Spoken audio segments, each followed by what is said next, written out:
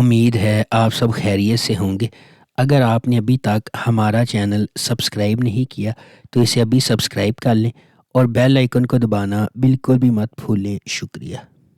Number 7، wild علی کے شاندار سفر کی پیروی کرتی ہے، جسے بچپن میں اغوا کر لیا گیا تھا اور اسے اغوا کرنے والے گروہ کے لیے کام کرنا شروع کیا تھا۔ کئی سالوں کی مشکلات کو برداشت کرنے کے بعد علی نے اپنا نام یمان رکھ لیا اور اپنے 3 دوستوں کے ساتھ مل کر ایک نئی بہتر زندگی گزارنے کے لیے اپنے اغوا کاروں سے بچ نکلا۔ اس کے خاندان کے لیے چیزیں آسان نہیں ہیں، لیکن وہ سخت محنت کرتے ہیں اور اپنے تاریک ماضی کو پیچھے چھوڑ سکتے ہیں۔ ان سب کے ذریعے یمان کسی نہ کسی طرح اپنی روح کو پاکیزہ رکھنے کا انتظام کرتا ہے اور کبھی بھی اپنے ارد گرد چھائے ہوئے اندھیرے کا شکار نہیں ہوتا ہے۔ معاملات اس وقت پیچیدہ ہو جاتے ہیں جب یمان شہر کے امیر علاقے کی ایک خوبصورت لڑکی رویا سے ملتا ہے۔ نمبر 6، ریڈ برڈز مریم کی دل خراش کہانی سناتا ہے، جس کی شادی ایک اسلامک فرقے میں 14 سال کی عمر میں ہوئی تھی اور اب وہ اپنی بیٹی زینب کو شیخ کے پوتے کی دلہن جیسا انجام بھگتنے سے روکنے کے لیے بہادری سے لڑ رہی ہے۔ اس کی بھابھی کی رہنمائی میں، جو فرقہ کی ایک سابق رکن ہے، انہیں احساس ہوتا ہے کہ انہیں فرقے کے طاقتور چنگل سے زینب کو بچانے کے لیے بھاگنا پڑے گا۔ ڈرتے ڈرتے اپنے منصوبوں کو اپنے ظالم شوہر سے چھپاتے ہوئے مریم کو پہلے سیکولر سائیکیٹرسٹ لیونٹ کے گھر میں ایک نگہداشت کرنے والے کے طور پر پیسہ کمانا ہوگا، جو اس کی مدد کرنے پر راضی ہے۔ ان کے متصادم مذہبی اور ترقی پسند عقائد کے باوجود مریم اور لیونٹ جذباتی طور پر ایک ساتھ کھینچے جاتے ہیں، لیکن ان کی زندگی میں انتشار اور گہرا ہوتا جاتا ہے جب ان کی بیٹی کی شناخت سامنے آتی ہے۔ نمبر 5، انلیمیٹڈ لو خلیل ابراہیم کراسو کی کہانی ہے، جو اپنی پیدائش کے وقت بحیرہ اسود کے گاؤں سے واپس آتا ہے۔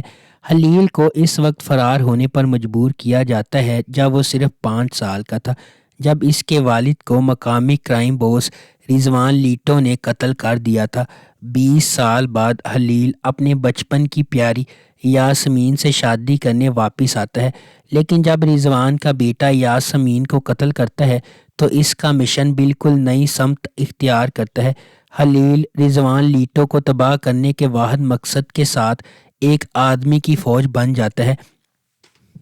نمبر 4، عمر آدمولو ایک نوجوان ہے جو استنبول کے قدیم ترین محلوں میں سے ایک میں اپنے والد ریست اور دادی نزہت کے ساتھ رہتا ہے۔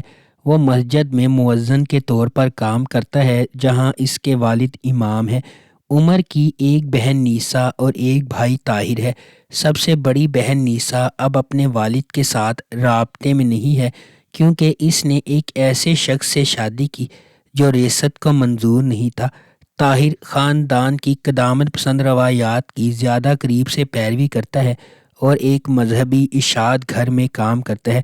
جب گامزے اپنے بیٹے کے ساتھ اپنے خاندانی گھر واپس آتی ہے تو اسے اچھی زندگی فراہم کرنے کے لیے اپنی بینکنگ کی نوکری دوبارہ شروع کرتی ہے۔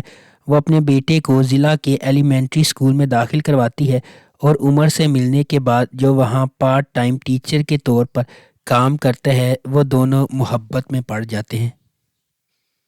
نمبر 3، کنگ فشر خالص آغا زیورات کی ایک بڑی سلطنت کا مالک اور کورہان خاندان کا سربراہ ہے۔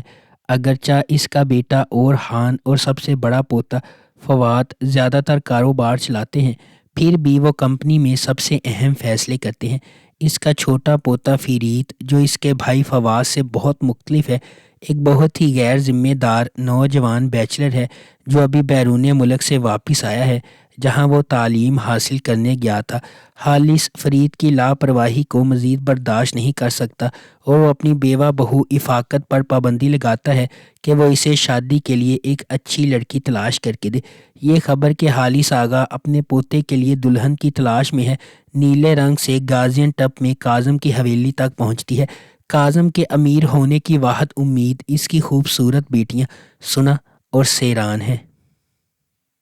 Number 2، mountain heart. تانیر ایک نوجوان انوینٹر ہے جو موڑ کے بیچ میں واقع گدیلی نامی ایک چھوٹے سے قصبے میں رہتا ہے۔ تانیر اور اس کے کزن ویسل اور رمضان برسوں سے ہوائی جہاز بنانے کا خواب دیکھ رہے تھے اور بالآخر وہ اسے بنانے میں کامیاب ہو گئے، اور ساتھ ہی وہ ایک کمپنی کو اپنے ہوائی جہاز کو دیکھنے اور اس میں سرمایہ کاری کرنے پر راضی کرنے میں کامیاب ہو گئے۔ کمپنی نے شہر میں ایک انجینئر بھیجنے کا فیصلہ کیا۔ یہ انجینئر ایک حیران کن نام تھا، اس کے بچپن کا پیار دلک۔ نمبر 1، ون لو۔ ون لو مثالی دعا کی دلکش کہانی سناتی ہے جو ایک دیندار گھرانے کے ایک دلکش آدمی سے نا امید محبت میں پڑ جاتی ہے، جس کی اقدار اس کی والدہ کے ساتھ ٹکراتی ہیں۔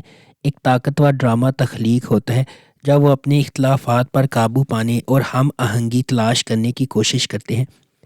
اگر آپ کو ہماری یہ ویڈیو پسند آئی ہے تو اسے لائک کریں، شیئر کریں اور ہمارے چینل کو سبسکرائب کرنا بالکل بھی مت بھولیں۔ شکریہ۔